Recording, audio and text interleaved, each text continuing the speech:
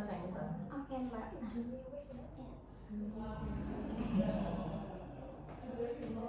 Udah, yuk.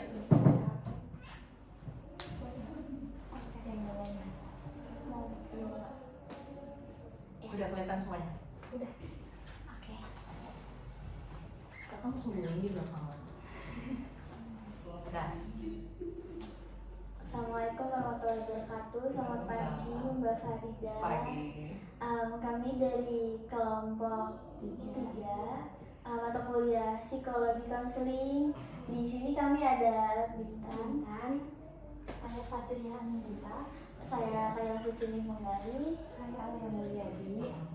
Pada kesempatan kali ini kami izin mewawancarai Mbak terkait dengan tema konseling, e-konseling. Jadi kita masuk ke pertanyaan yang pertama. Jadi bagaimana Mbak itu mendefinisikan e-konseling untuk para klien-klien yang baru melakukan konseling pertama kali? Oke, jadi e-konseling kan berarti kita menggunakan elektronik ya, media digital.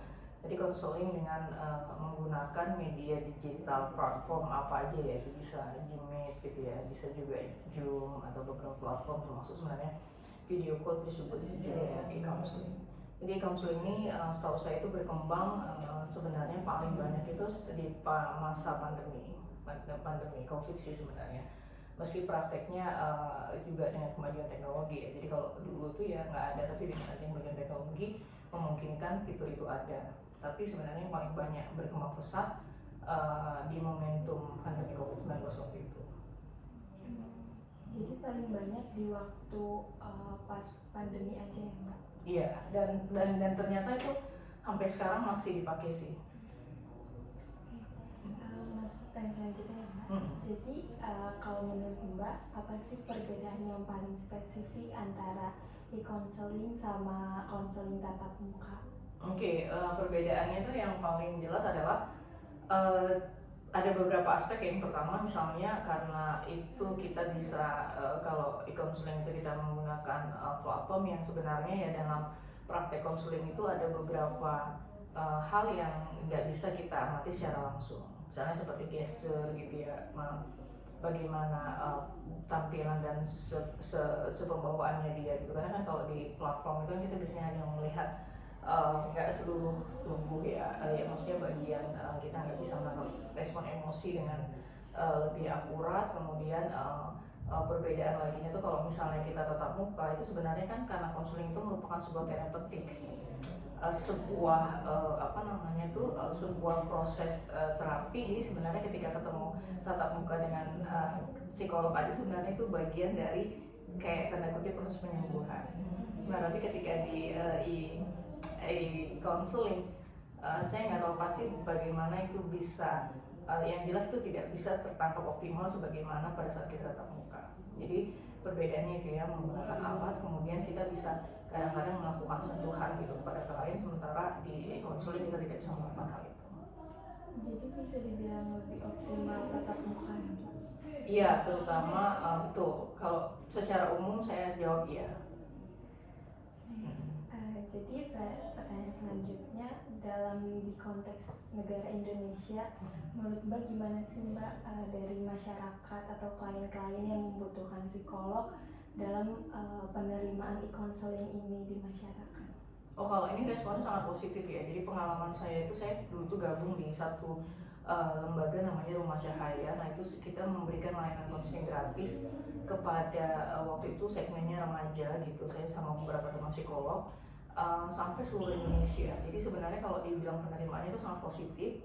Apalagi kita kan nggak terjangkau dan jumlah psikolog itu kan 1:1000 kalau saya nggak salah. Artinya satu psikolog melayani 1000 jumlah penduduk dari Indonesia gitu, sehingga ada di beberapa daerah yang bisa jadi nggak ada psikolognya sama sekali. Nah kehadiran e-counseling ini sebenarnya memberikan kesempatan buat mereka itu bisa melakukan konseling gitu meskipun dari jarak jauh. Jadi kehadirannya itu ya sangat signifikan, positif lah apresiasinya setahu saya, karena waktu itu memang benar-benar setiap hari kalau kita letakin jadwal aja itu selalu ada aja yang mengisi gitu, yang mendaftar. Jadi antusiasmenya sih positif.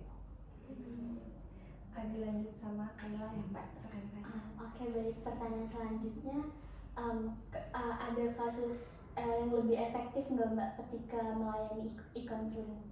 Yang kasus untuk efektif untuk e-counseling mungkin ya itu kasus-kasus seperti kalau dibilang dalam sebuah spektrum dia masih ringan, atau misalnya kayak kasus-kasus kayak kejadian sehari-hari atau yang bukan suatu hal yang menyebabkan traumatis, atau waktu itu ini pertanyaan bagus karena waktu itu kita menyepakati bersama psikolog itu bahwa yang kita terima adalah melakukan e-counseling adalah satu, dia tidak punya catatan pengalaman pernah ke psikiatri dan apa namanya dan bukan pernah menjadi pasien gitu di suatu rumah sakit jiwa. Jadi itu sebenarnya untuk salah satu cara untuk memastikan bahwa kasusnya itu bukanlah sebuah kasus yang harus ditangani lebih serius gitu. Jadi waktu itu sarannya seperti itu. Jadi ada di salah satu pertanyaan di form, apakah kamu pernah didiagnosis mendapatkan diagnosa dari seorang dokter psikiater atau sedang dalam perawatan menjadi pasien gitu. Nah,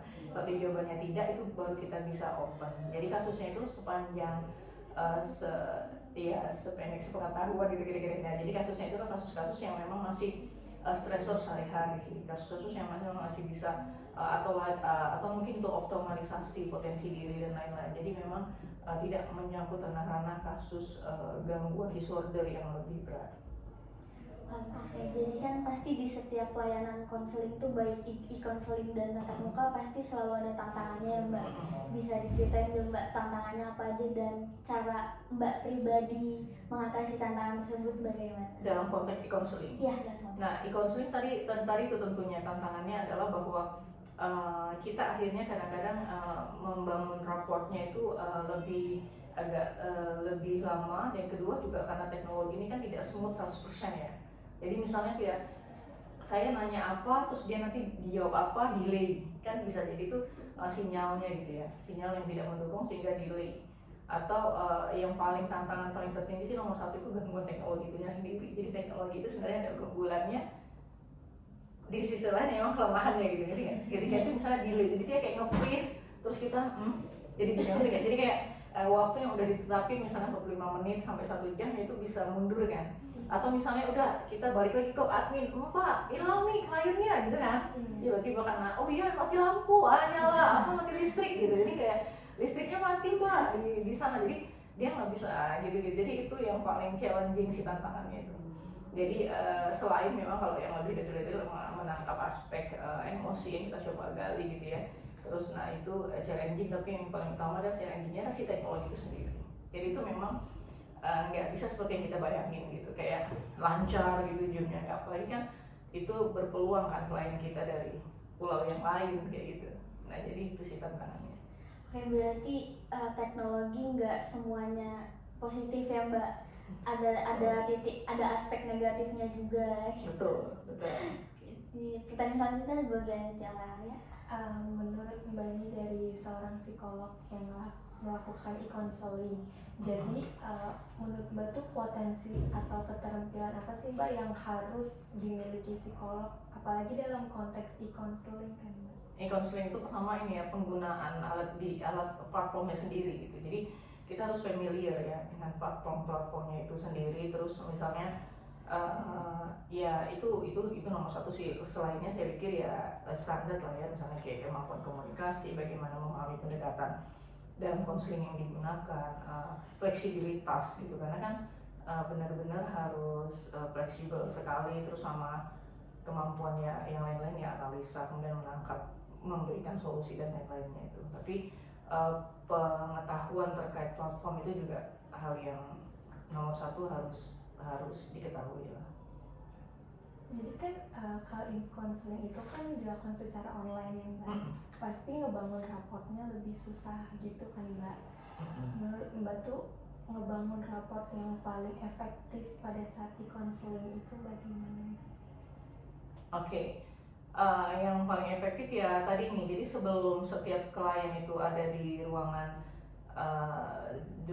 ya online itu ya, baik Gmeet ataupun Zoom dan lain-lain platform itu, kita harus pasti sebenarnya kita sudah harus dapat dulu tuh data diri dia. Jadi biasanya klien itu ngisi dulu data diri dia. Jadi psikolog itu sudah membaca atau sudah dapat gambaran profilnya si klien ini sebelum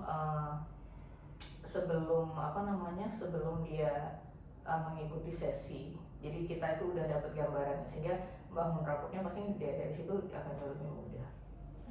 Oke. Sayang, tunggu, itu bisa di stop, disambung lagi bisa kan? Mulai. Bentar ya sayang, ini soalnya